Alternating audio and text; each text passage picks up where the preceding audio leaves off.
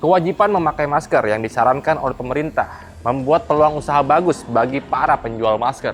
Dan bahkan sampai saat ini masih banyak penjual masker yang bertahan. Salah satunya adalah Bang Oji, yang sampai saat ini masih berjualan masker. Mengawali berjualan masker berkeliling menggunakan sepeda motor, hingga sampai saat ini memiliki lapak di salah satu daerah di kawasan Jakarta Pusat. Banyak pengalaman-pengalaman mistis yang dialami oleh Bang Oji, mulai dari berjualan keliling hingga sampai saat ini. Dan kejadian apa saja yang dialami oleh Bang Oji? Sekarang kita saksikan kisah lengkapnya hanya di Telusur.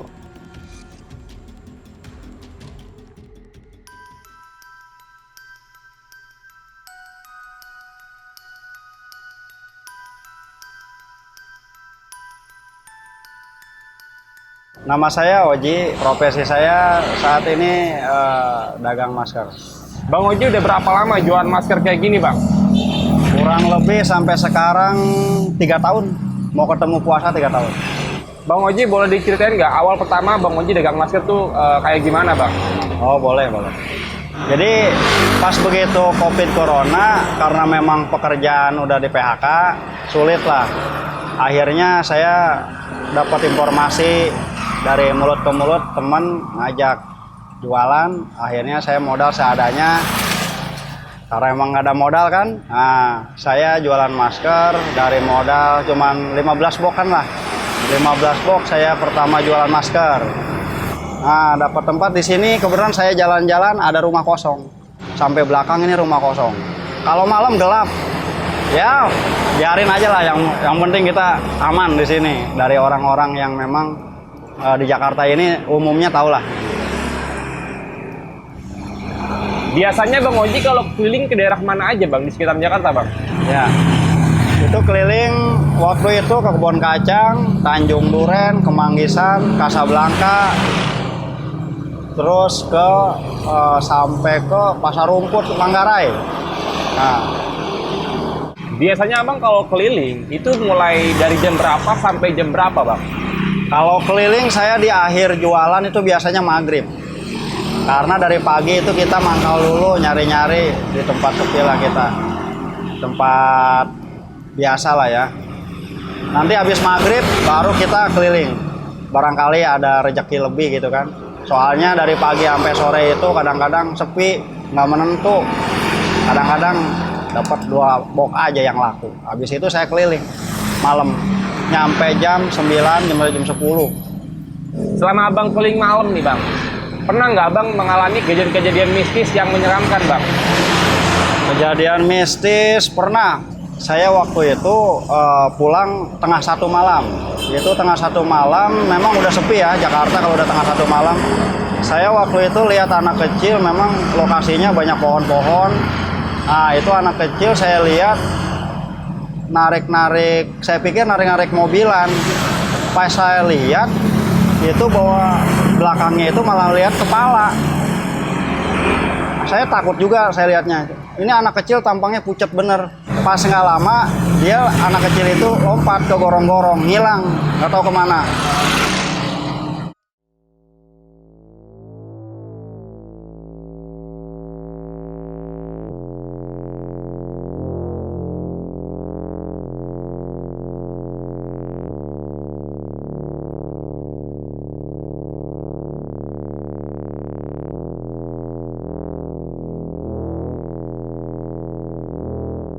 Jadi pengalaman mistis apa nih yang Abang pernah alami nih pada saat Abang keliling berjualan masker di malam hari, Bang? Saya coba mampir ke komplek perumahan, terus saya izin lah mau security. Pak, saya bilang boleh masuk nggak sebentar, mau jualan masker barangkali ada yang beli. Kata security-nya, ya Pak, jarang orang di dalam, sepi katanya. Ya barangkali aja Pak, ada yang mau beli gitu kan. Kata security, ya udah masuk aja gitu kan. Saya masuk ke dalam, emang sepi ya. Ya saya keliling terus sampai Jalan Buntu. Itu saya pas perjalanan memang waktu kelilingnya itu agak takut, agak kayak ada yang ngeliatin gitu. Nggak enak amat nih perasaan. Saya terusin Jalan Buntu. Pas rumah sebelah kiri, rumah cat putih, rumah tingkat. Di situ ada pohon mangga. Saya udah mentok, agak gelap itulah namanya komplek. Pas saya lihat ada kuntilanak, rambutnya panjang banget, acak-acakan lah, mukanya hancur. Mau nggak mau saya harus lewatin itu, putar balik. Saya ngebut, itu kuntilanaknya itu palanya malah ke bawah, copot. Waduh, saya ngebut kenceng-kencengnya, nyampe pas pintu security kan jauh arahnya, jalannya jauh banget. Lumayan lah, namanya komplek kan luas. Akhirnya saya nyampe gerbang security, diomelin saya sama security. Habis diomelin, saya jelasin aja, Pak, saya bilang, saya di sana lihat kuntilanak, Pak. Security itu nggak percaya, gitu kan. Akhirnya saya nggak bisa, security-nya nggak percaya. Akhirnya saya langsung aja jalan keluar. Pada saat kejadian abang melihat sosok si kuntilanak ini nih, Bang. Ini saya penasaran nih, maksudnya palanya copot, itu gimana, Bang? Ya itu tiba-tiba, ya copot itu artinya jatuh gitu. Astagfirullahaladzim. Terus si kuntilanak badannya itu langsung ngelius aja begitu, ngilang kayak asap. Gila sih. Jadi ngilangnya itu kayak asap ses saya gitu kan, halus gitu. Itu Wah, saya sampai merinding banget itu. Wah, pokoknya nggak tahan dah pokoknya. Kapok ke situ lagi. itu Kapok pokoknya. kejadiannya jam berapa, Bang? Kejadiannya sekitar jam 9 lewat tengah 10-an lah, itu udah sepi. Soalnya agak habis hujan ya. Habis hujan. Kalau boleh tahu nih, Bang, lokasinya abang lewat itu di daerah mana? Waktu itu kalau nggak salah di Tanjung Duren, Jakarta Barat. Nah, kondisi si komplek ini pada saat abang masuk ke dalam sepi, bener-bener sepi tuh, Bang, ya? Iya, komplek Tanjung Duren itu waktu itu pas saya lihat juga sepi ya, karena di sana memang orangnya menengah ke atas sih. Saya lihat, serem-serem juga masuk aja, barangkali ada orang mau beli gitu.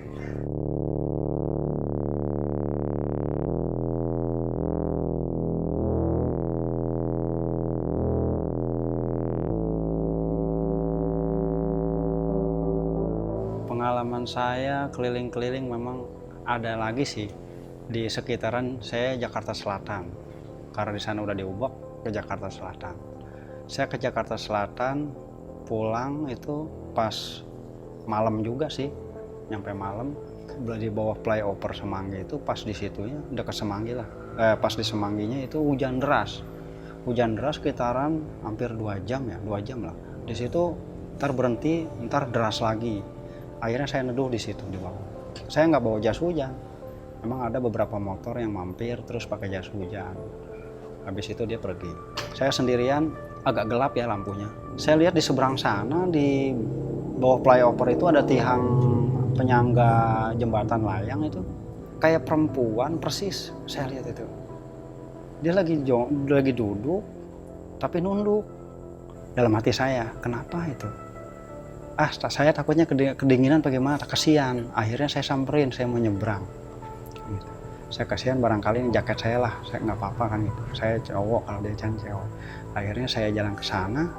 Sebelum saya nyebrang, saya panggil, dia malah jalan ke belakang. Saya panggil, Mbak, mau kemana? Masih hujan, saya bilang gitu. Hujannya deras banget, jangan jalan dulu. Itu mbaknya itu nengok, pas nengok, itu mukanya hancur banget, terus rambutnya panjang, terus jidatnya itu apa ya? Bolong, jidatnya bolong, matanya putih. Habis itu pas saya lihat mukanya dia itu, lihat wajahnya dia hancur begitu semuanya. Akhirnya saya ketakutan, saya kaku, saya merinding banget, saya nggak bisa ngapa-ngapain, gemeteran saya. Habis itu dia ngilang ke arah tiang penyangga itu, tiang coran itu, ngilang halus begitu ke belakang. Jadi ini kejadiannya di kolong Semanggi? Pas di kolong di situ. Hujan itu di situ memang saya pas sendiri. Udah gitu lampunya kan kuning. Lampunya kuning, remang-remang, banyak pohonan, rimbun ya. Udah kedinginan, hujannya deras banget. Udah nunggu lagi, akhirnya saya jalan pakai terpal aja. Pakai terpal kan agak gedean tuh. Nggak apa-apa dah, saya nyari yang rame-rame aja. Gitu. Saya lemes banget ya udah. Kapok ke dari situ lagi mampirnya, mendingan neduh di warung-warung lah, nyari yang ya emang di situ warung jauh ya, nggak ada warung di situ. Akhirnya saya mendingan jalan aja, udah lewat trotoar. Kejadian ini Bang Oji alamin di bawah kolong flyover Semanggi, Bang ya? Ya, Semanggi. Ya. Karena yang saya tahu nih, kolong Semanggi itu punya kejadian di masa lalu yang cukup kelam, Bang ya? Iya. Tragedi 98. Iya. Sempat dengar ya. Itu berarti kejadiannya udah sekitaran jam berapa? Ya sekitaran jam 12 lewat kali ya. Soalnya hujan itu 2 jaman kali ya. Soalnya daerah selatan itu paling deras itu hujannya.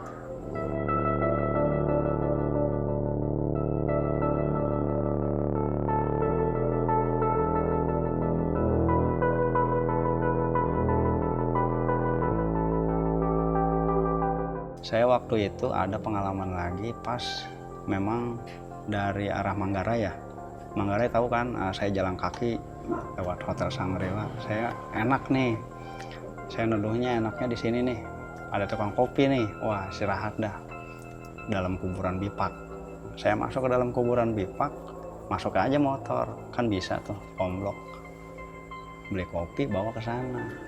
Nah, duduk enak nih bawah pohon.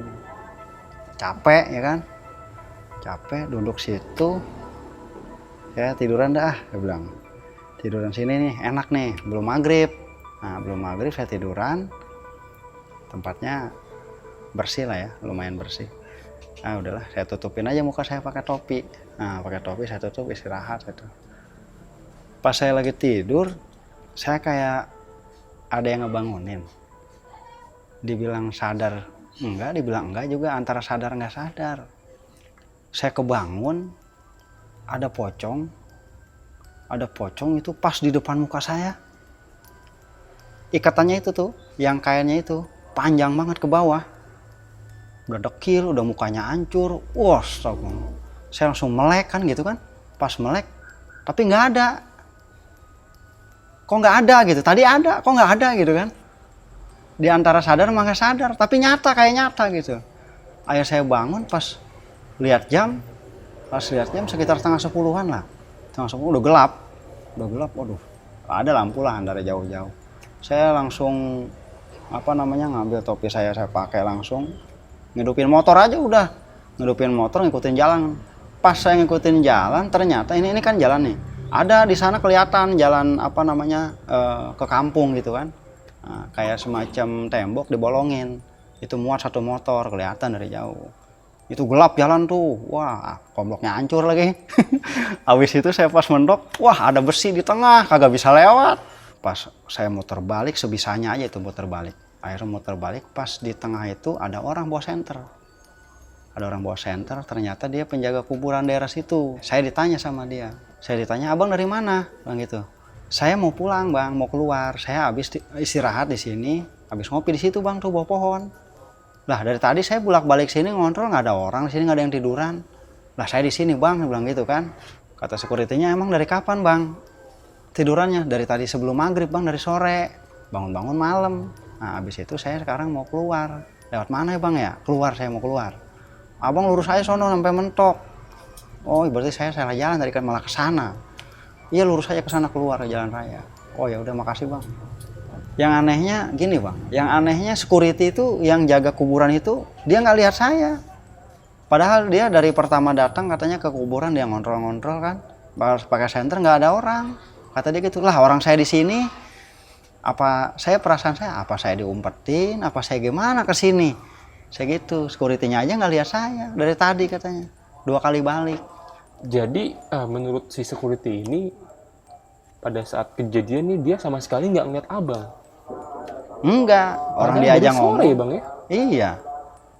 Gila. Orang dia pakai senter nggak lihat abang katanya gitu. Makanya saya nanya, abang dari mana? Kata security-nya begitu. Lah saya mau keluar.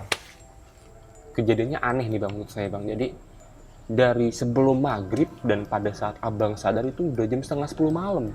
Iya. Lama bang, jangka waktunya bang. Iya. Tapi abang nggak ngerasa gimana-gimana tuh, cuman kaget terbangun pada saat abang ngelihat sosok muka pocong gitu? Iya, karena saya kecapean jadi lama ya, pules ya, capek habis dagang kan. Pertanyaan juga nih buat abang nih, dari saya nih, kayak penasaran juga nih, karena kan yang saya tahu nih pocong-pocong yang ada di Indonesia nih, yang saya lihat di TV gitu kan, kuncupnya standar lah ya. Tapi yang abang Oja lihat ini panjang kunjupnya. Iya, dekil lagi, serem lah pokoknya lah. Kepikiran aja besokannya itu, kepikiran aja. Udah dah. Bang, itu bivak di daerah Jakarta Pusat bang ya? Iya, Jakarta Pusat ya maksudnya. Karet bivak ya? Karet Bipak iya, di Karet dekat stasiun Karet kalau nggak salah. .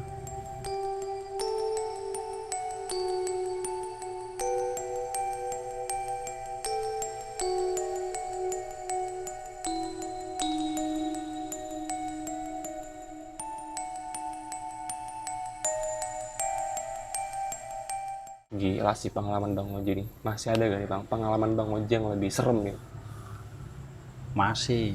Ini pas memang udah terakhir nih, pas udah dapat tempat keliling-keliling dari macam Jakarta lah. Akhirnya saya dapat tempat memang di samping rumah kosong, jauh dari keramaian orang. Maksudnya jauh dari warung-warung orang. Saya sendiri aja di situ. Itu pas di sampingnya itu rumah kosong, ke belakang juga kosong. Itu kosong semua. Itu pas saya dagang di situ sampai malam ya. Kalau malam itu saya nggak ada lampu ya, gelap. Karena yang lewat memang ada kan, yang lewat ada cuma kenceng. Pas saya lagi duduk senderan, itu kan rumah kosong itu gelap kan. Itu ada yang gedor-gedor Bang. Si kayunya itu ditonjok, dur gitu kan. Saya kaget. Namanya rumah kosong, ada siapa di dalam? Habis itu pas saya kaget, saya duduk lagi aja lah udah gitu kan. Mikirnya kan lagi dagang inilah gitu. Duduk lagi. Sekitaran setengah jaman lagi, tonjok lagi si kayunya itu kan, ada kayu-kayu tuh, papan-papan bekas apa. Tonjok lagi. Dur gitu kan. Wih, kan gitu, serem juga nih tempat ini. Itu selama 1 bulan Bang, ada aja itu di situ. Itu udah lama kosong masalahnya. Saya nggak tahu ceritanya lah itu kosongnya gimana, nggak tahu. Karena saya dapatnya di situ, seadanya saya. Udah. Akhirnya saya lihat dari jauh nih, penasaran. Dari jauh, dari luar ya. Gelap, nggak ada siapa-siapa. Saya lihat aja sebisanya nggak ada siapa-siapa. Saya beraniin lah ya, nggak ada siapa-siapa. Akhirnya nggak lama saya duduk lagi, ada lagi suara yang melimpukin kayu dari dalam itu, peletak aja kan. Saya penasaran lagi, saya tengokin aja ke sebelahnya kan, ada buat nengok kan. Saya manjat dikit lah kaki, saya nengok. Itu tiba-tiba tuh pas di pojokan kan ada kamar mandi tuh, saya lihat tuh, itu ada kuntilanak. Pokoknya jelas banget, itulah jelas, putih, ya hitam atasnya panjang gitu kan. Nah, itu dia langsung jalannya gimana sih dia? Set aja ke dalam tembok. Saya merinding semuanya udah lah. Tutup, saya beres-beres lah udah. Berarti nggak cuma dagang keliling ya Bang ya? Enggak, karena memang ini juga udah nekat di rumah kosong, dekat rumah kosong, itu nekat lah gitu kan. Oke, berarti tadi Abang sempat bilang selama sebulan, maksudnya selama sebulan ini Abang mengalami kejadian-kejadian yang serem di situ? Ya sekitaran sebulan lah, ada aja. Namanya kita di pandemi Bang, orang jarang, tahu sendiri. Ya kan orang jarang, yang lewat aja jarang Bang. Iya, cuma nekat aja kita kan barang. Pandemi masker kan orang masih banyak yang butuh. Tapi Abang termasuk yang berani juga ya Bang, ingin meyakinkan apa yang terjadi di belakang Abang ini. Abang sempat ngelongok. Ngeberaniin aja, penasaran. Tapi pas ketika Abang ngelongok nih, luar biasa penampakannya. Waduh, luar biasa dah udah. Dia tembus ke tembok atau? Iya, tembus halus lah. Pas begitu di temboknya dia saru. Putihnya itu makin saru. Ses aja. Dia kan agak kalau kaki nggak pasti kelihatan, dia ngambang gitu. Oke.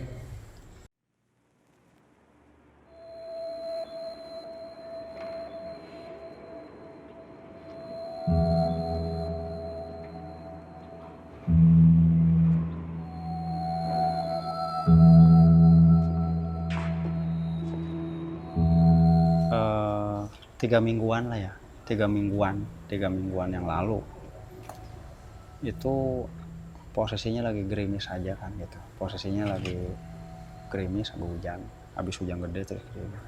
Sebelah rumah kosong itu kan ada orang, ada rumah orang lah sebelahnya itu, cuman emang dia jarang keluar, tapi ada, emang saya kenal juga karena saya dagang di situ, saya kenal juga. Saya ada yang manggil-manggil, Bang Oji, dia bilang gitu. Kayaknya suara Bu RT nih, gitu kan. Kayak suara Bu RT. Bang Oji, ya, bilang gitu kan. Saya jawab aja iya. Pas saya samperin ke sebelah rumahnya ini. Pas di rumah kosongnya ini yang di lantai 2 nih, kan ada lantai 2 tuh. Nah, di situ ada 2 lantai. Gelap juga, nggak ada lampu itu rumah kosong itu. Wah itu pas saya nengok, saya pikir Bu RT yang manggil-manggil. Itu di lantai 2 Bang, kan gelap. Saya suka nengok orangnya. Pas nengok itu rambutnya panjang, ada kuntilanak di situ. Itu saya langsung lemes serentak. Saya lihat bajunya putih, terus panjang gitu ya, sampai seginilah, ada kakinya. Cuman dia kurus gitu, pucet. Rambutnya panjang, mukanya nggak kelihatan dah tuh, serem, hitam. Langsung saya lari ke tempat dagangan. Waduh, langsung saya udah nggak mikir apa-apa. Saya langsung langsung megang handphone, nyari handphone istri saya telepon. Saya telepon suruh ke dagangan, udah cepetan lah ke dagangan lah, bantuin saya. Tumben katanya, udah kesini aja. Akhirnya istri saya tungguin, akhirnya datang. Akhirnya saya ditemenin beres-beres. Istri nanya, emang kenapa? Enggak kenapa-napa, beres-beres aja dulu. Udah capean kan gitu. Udah tuh di situ tuh, padahal ketakutan itu. Aduh, saya bilang, keder dagang di sini. Oke, berarti kejadiannya masih baru-baru ya Bang ya? Iya. 3 minggu yang lalu masih baru ya Bang ya? Iya, masih baru-baru itu.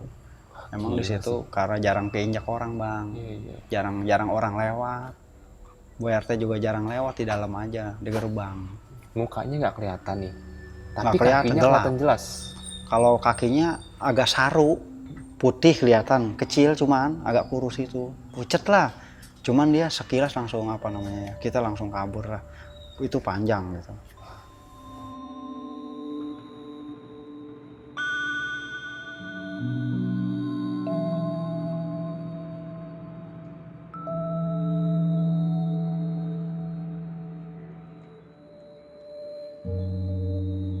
Masih tetap fokus ya sampai saat ini berjualan masker ya Bang ya? Masih. Bahkan sekarang udah alhamdulillah dari penghasilan masker ini udah mulai membaik nih buat Tekmin Bang Oji nih. Alhamdulillah. Terbukti dari abang keliling sekarang bisa punya 2 kios. Iya. Walaupun yang satu gratis, tapi yang satu bayar. kios berbayar Bang ya. Iya, alhamdulillah ya. Doa saya nih buat Bang Oji semoga usahanya Bang Oji kedepannya makin maju ya Bang ya. Amin. Bisa buka cabang di mana-mana nih ya. Amin ya Bang ya. Mudah-mudahan ya. Sehat selalu. Amin. Salam juga buat keluarga, anak istri Bang Oji di rumah. Ya.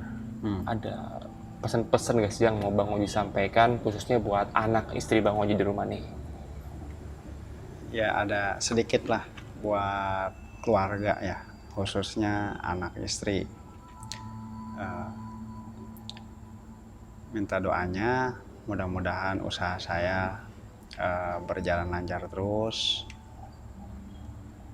sehat selalu, pokoknya diberi kemudahan dan kelancaran dan dijauhkan dari musibah. Amin, mudah-mudahan. Itu minta doanya dari keluarga, anak dan istri saya. Buat anak saya belajarnya yang rajin, buat istri saya juga yang banyak sabar, banyak taat dan beribadah, berdoa dan mendoakan suami gitu.